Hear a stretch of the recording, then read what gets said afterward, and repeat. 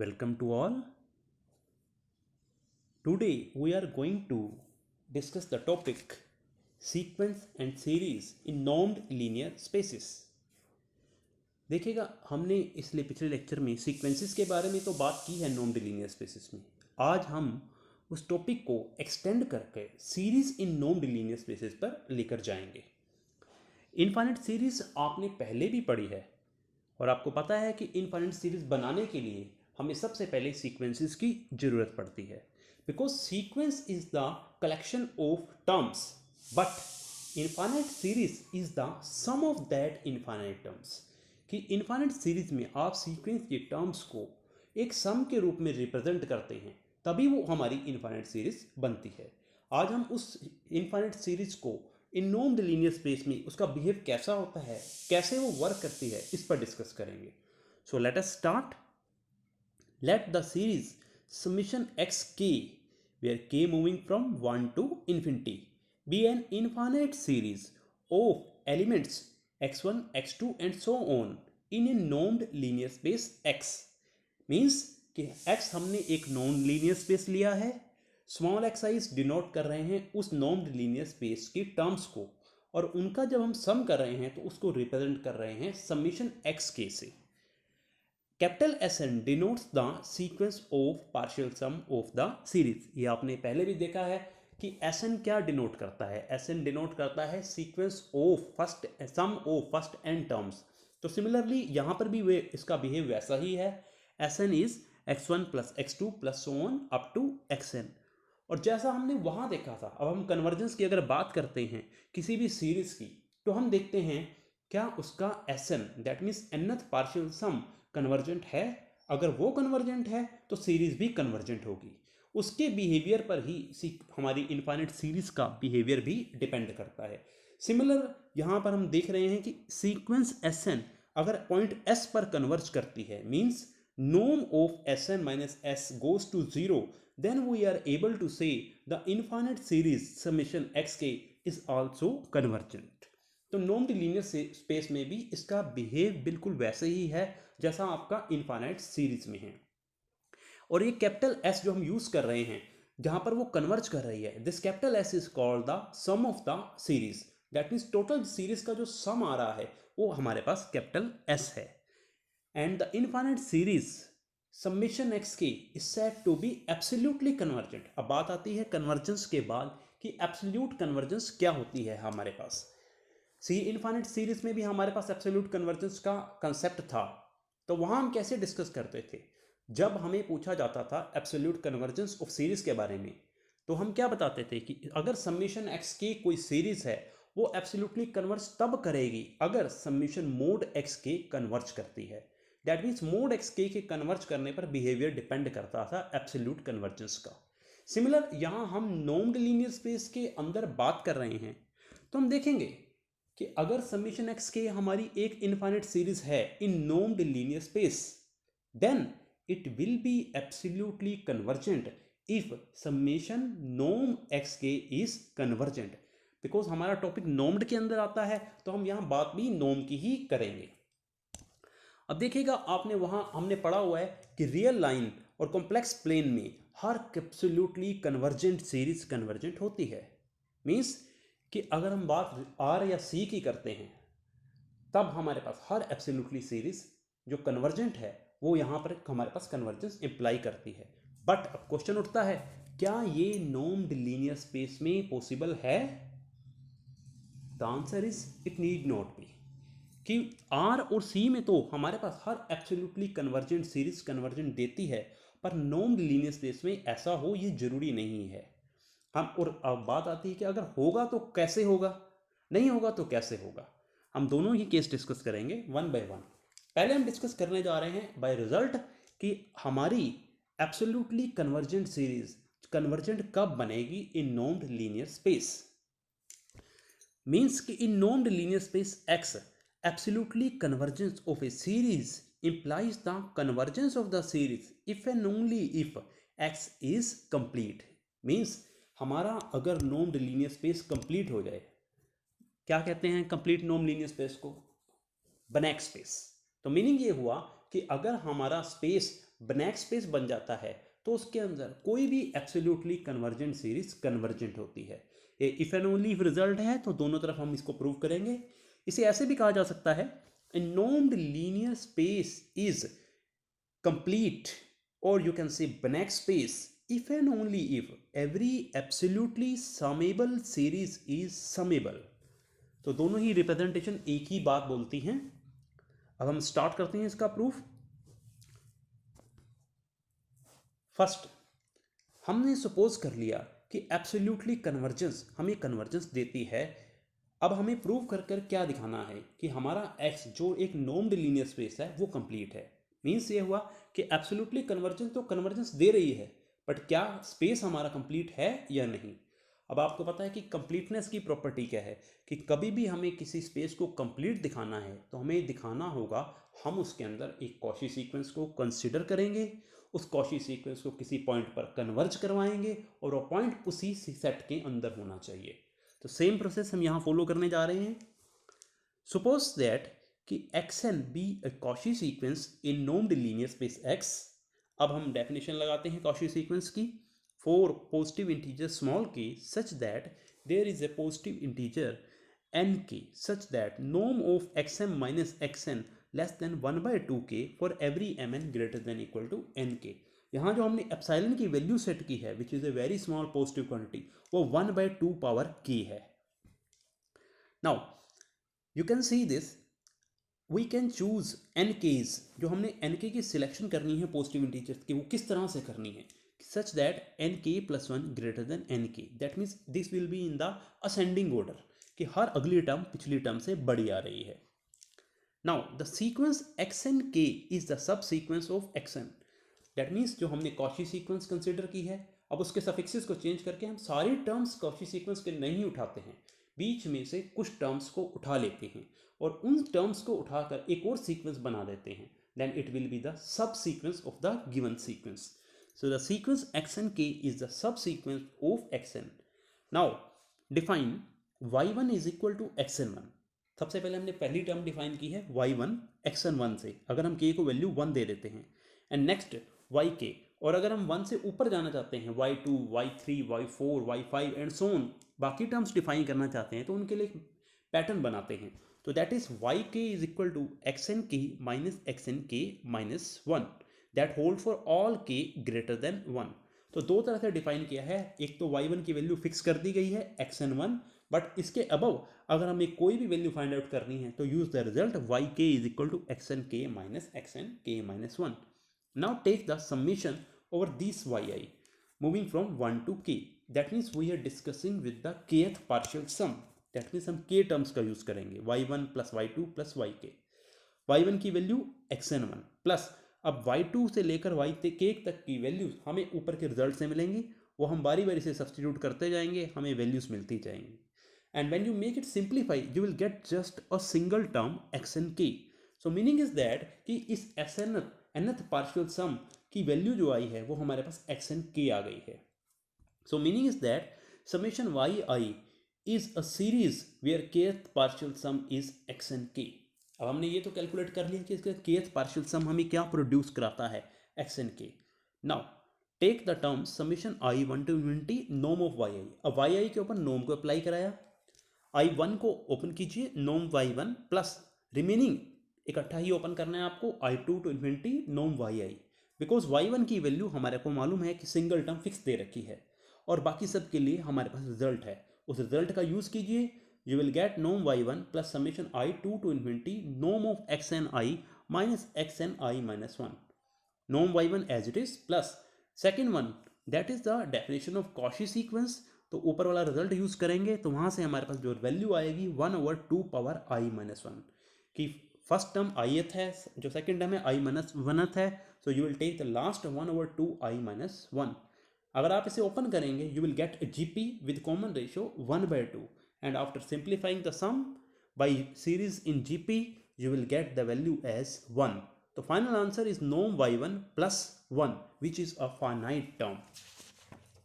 So summation i1 to infinity norm yi less than infinity, इसका मतलब ये जो वैल्यू आई है वो एक फाइनाइट टर्म आ गई है।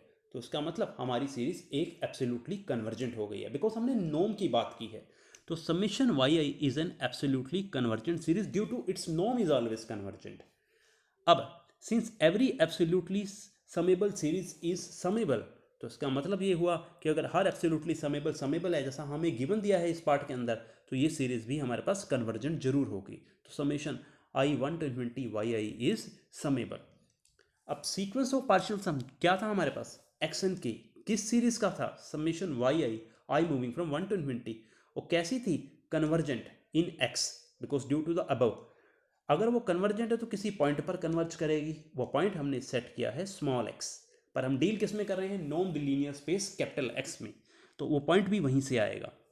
नाउ सी, सिंस एक्सन के इज द सब sequence of the Cauchy sequence action, action के एक्चुअल में थी क्या, वो एक सब सीक्वेंस थी, किसकी, सीक्वेंस एक्सन की, जो क्या है, कॉची सीक्वेंस, किस में है, in non linear space x, और ये सब सीक्वेंस कन्वर्जेंट भी है, तो इसका मतलब ये कॉची सीक्वेंस भी कन्वर्जेंट होगी due to the result given below, कि इफ द सब sequence of the Cauchy sequence is convergent then the Cauchy sequence is always convergent. Meaning is that कि अगर कॉची सीक्वेंस की सब सीक्वेंस ले लेते हैं और वो कन्वर्ज करने लग जाती है, तो कॉची सीक्वेंस भी कन्वर्ज करने लग जाएगी। So final answer, Cauchy sequence xn was chosen arbitrary in x, so every Cauchy sequence in x converges to a point in x। ये तो कोई arbitrary ली गई थी, हम इसकी प्लेस पर कोई भी Cauchy sequence कंसिडर करते, वो इस कंडीशन को होल्ड कर देती, तो हमें रिजल्ट मिला कि हर Cauchy सीक्वेंस इस नॉर्म्ड लीनियर स्पेस में कन्वर्जेंट है उसी सेट के पॉइंट पर। तो आंसर कि हमारा सेट कैसा बन गया, complete normed linear space. So that is the case number 1, जहां हमने डिस्कस किया है कि हमारे को अगर दिया गया है एब्सोल्युटली कन्वर्जेंस इंप्लाइज कन्वर्जेंस, तो हमारा नॉर्म्ड लीनियर स्पेस हमेशा कंप्लीट होगा। अब कन्वर्स पर बात करते हैं। अब हमारे पास केस क्या है कि x एक कंप्लीट नॉर्म्ड लीनियर स्पेस हमें दिया गया है। अब प्रूफ क्या करना है फिर, मीन्स हमें प्रूफ में लाना है कि एब्सोल्युटली कन्वर्जेंस कन्वर्जेंस इंप्लाई करती है। तो इसके लिए हमें क्या करना पड़ेगा, now we are starting the procedure, let summation xn be an absolutely convergent series. हम एब्सोल्युटली लेकर चलेंगे, कन्वर्जेंस लाएंगे। हमने मान लिया कि समेशन xn एक एब्सोल्युटली कन्वर्जेंट सीरीज है। अब डेफिनेशन लगाते हैं एब्सोल्युटली कन्वर्जेंस की, मीन्स कि इसका नॉर्म भी कन्वर्जेंस होगा, तो summation norm xn is convergent. अब कन्वर्जेंस की definition, for given epsilon positive there is a positive integer n such that summation n moving from capital N to infinity norm of xn less than epsilon। क्या कहती है convergence, कि after leaving the first few terms our result will be a leading to finite quantity। तो वही बात हम use कर रहे हैं कि हमने 1 से लेकर कैपिटल एन से पीछे की जितनी टर्म्स हैं फाइनाइट 5 10 15 20 जितनी भी हैं वो छोड़ दी हैं, और उनको छोड़ने के बाद जब बाकी टर्म्स को हम लेकर जाते हैं तो वो हमारे पास क्या आएगा, less than epsilon, that is very near to 0। Capital S N क्या है हमारे पास, nth partial sum of the series summation xn। SN क्या बन गई है, हम क्या बोलते हैं एसएन को, the sequence of nth partial sum. तो ये सीक्वेंस है किसके मेंबर्स में, कैपिटल एक्स के। So finally capital SN is a sequence in x। now take the two numbers small m and small n, you can take any one greater, all greater than equal to n, sm minus sn का नोम। हम क्या prove करने जा रहे हैं, हम prove करेंगे जो हमारा सीक्वेंस sn है nth पार्शियल सम, वो एक कॉची सीक्वेंस है। हमने वैल्यूज अप्लाई कराई। अब देखिएगा हमने m को n से बड़ा लिया है, दैट मीन्स n के बाद की जो वैल्यूज हैं वो हमारे पास बैलेंस में आ जाएंगी। So that is summation i moving from n plus 1 to m xi इन नोम। अब नोम को इनसाइड लेकर जाएंगे तो result will be less than, but ये रिजल्ट लेस देन एप्सिलॉन है ऊपर वाली कंडीशन से, जो कहती है कन्वर्जेंस की डेफिनेशन में कि summation n moving from capital N to infinity नोम of xn less than epsilon. अब हमने इसको यहाँ जब अप्लाई किया तो देखिएगा हमारे पास क्या बन गया है, thus for epsilon positive we are able to produce capital N such that norm of sm minus sn is less than epsilon for every mn greater than equal to capital N।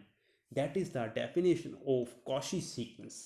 अब ये Cauchy sequence किसको prove किया है, capital S N को, जो क्या है nth partial सम किसका, नॉर्म्ड लीनियर स्पेस x का। सो Sn is a Cauchy sequence in x, but x कैसा है, इस केस में तो हम मानकर चल रहे हैं एक्स हमारा एक कंप्लीट नॉर्म्ड लीनियर स्पेस है। इसका मतलब कि इसके अंदर हर कॉची सीक्वेंस कन्वर्जेंट होगी इसी के पॉइंट पर। तो दैट मीन्स ये एस भी कहीं ना कहीं तो कन्वर्ज जरूर करेगा। वो हमने मान लिया है स्मॉल एक्स पर कन्वर्ज करता है, और स्मॉल एक्स पॉइंट किसका है, नॉर्म्ड लीनियर स्पेस एक्स का। Now see, the sequence Sn is the nth partial sum of the series summation xn. So the summation xn is equal to x because जहाँ Sn converge करता है वही तो उसका some point बन जाता है। तो इस सीरीज का सम पॉइंट भी कौन है, स्मॉल x। तो इसका मतलब अगर sequence nth partial sum convergent है तो सीरीज भी कन्वर्जेंट होगी, तो इसलिए हमारी सीरीज कन्वर्जेंट आ गई है। अब हम लेकर कहाँ से चले थे, एब्सोल्युटली कन्वर्जेंस से। आए कहाँ पर हैं, कन्वर्जेंस पे। किस केस में, अगर नॉर्म्ड लीनियर स्पेस कंप्लीट है। तो रिजल्ट फाइनली डिराइव किया है कि अगर नॉर्म्ड लीनियर स्पेस कंप्लीट है तो हमारे पास एब्सोल्युटली कन्वर्जेंस इंप्लाई करेगी, और अगर एब्सोल्युटली कन्वर्जेंस इंप्लाई करती है तो नॉर्म्ड लीनियर स्पेस हमेशा कंप्लीट होगा। अब एक बात हम जब डिस्कस कर रहे थे कि नॉर्म्ड लीनियर स्पेस में हमने ये बोला था कि जो एब्सोल्युटली कन्वर्जेंस है वो कन्वर्जेंस अप्लाई करे जरूरी नहीं है, बट विद स्पेशल केस कि अगर वो कंप्लीट बनता है तो देती है, अदरवाइज नहीं देती। अब उसी का केस है कि रियल लाइन और कॉम्प्लेक्स प्लेन में तो हर एब्सोल्युटली कन्वर्जेंस देती है, बट नॉर्म्ड लीनियर स्पेस में देगी ये जरूरी नहीं है। Now consider the next. In a normed linear space absolutely convergence of a series need not be implies the convergence of the series. अब हम जिस स्पेस की बात करने जा रहे हैं वो नॉर्म्ड लीनियर स्पेस है एल इन्फिनिटी। एल इन्फिनिटी मैंने आपसे पहले भी बताया था कि एल इन्फिनिटी एक क्या स्पेस है, that is the L infinity is the space of all bounded sequences. कि हमारे पास जितनी भी बाउंडेड सीक्वेंसेस है उनको हम जब स्पेस में लेकर जाना चाहते हैं तो उसका नाम हम रखते हैं L infinity. So L infinity is the space of all bounded sequences. अब सीक्वेंस तो कैसी होती हैं, इनफाइनाइट होती हैं, तो दैट मीन्स किसी भी सीक्वेंस को कंसीडर करेंगे उसके पास इनफाइनाइट नंबर ऑफ टर्म्स हो जाएंगी। हमने क्या किया, इस स्पेस का एक सेट कंसीडर कर लिया है capital Y. Let capital Y be the set of all those elements of l infinity. अब इसमें हमने एलिमेंट लेने कौन से हैं, ये एक स्पेशल कंडीशन है, हमें ध्यान रखना है कि हमें एल इन्फिनिटी के कौन से मेंबर इस सेट में लाने हैं, सारे नहीं लाने। अब कौन से लाएंगे, let Y be the set of all those elements of l infinity having finitely many non zero terms. अब एल इन्फिनिटी तो क्या प्रोड्यूस कराता है, एल इन्फिनिटी तो सीक्वेंसेस ही प्रोड्यूस कराएगा, because collection of all bounded sequences.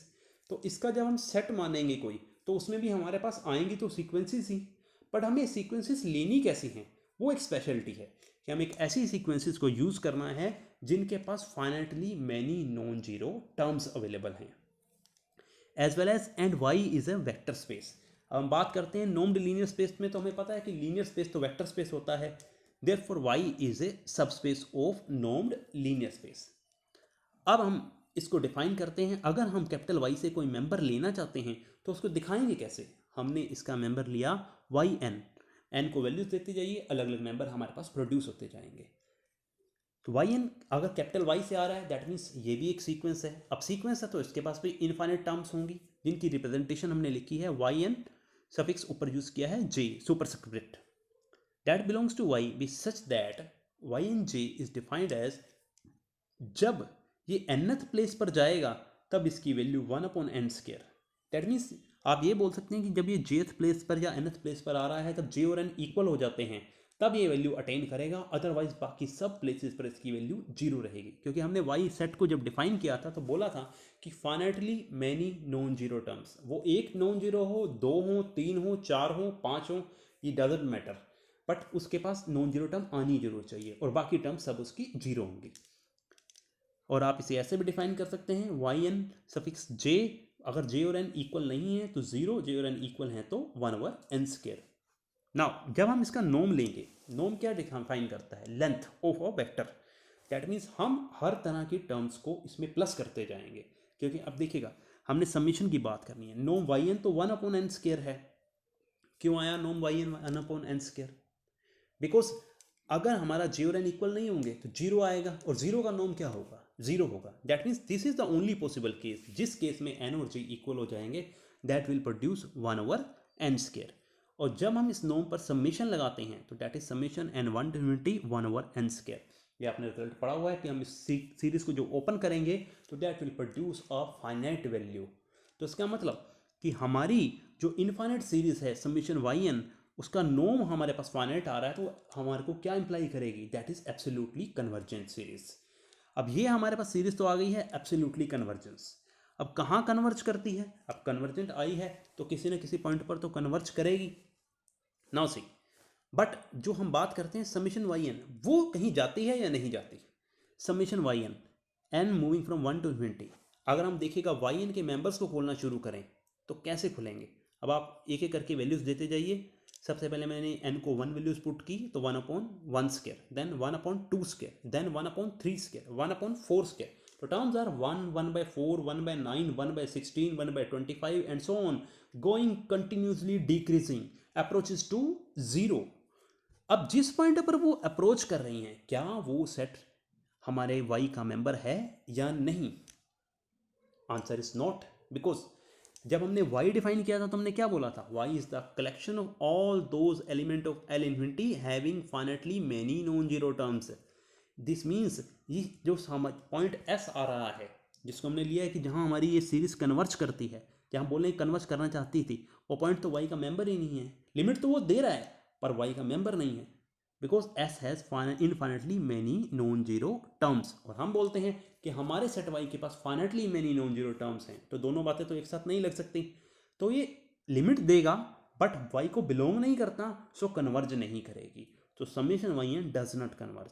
तो answer आया कि हमने इसे दिखाया एब्सोल्युटली तो वो कन्वर्जेंट आई है, बट वो कन्वर्जेंट नहीं आई है। तो रिजल्ट है कि इन नॉर्म्ड लीनियर स्पेस में हम जब बात करेंगे इन जनरल, तो एब्सोल्युटली कन्वर्जेंस इंप्लाई करे ये जरूरी नहीं होता है।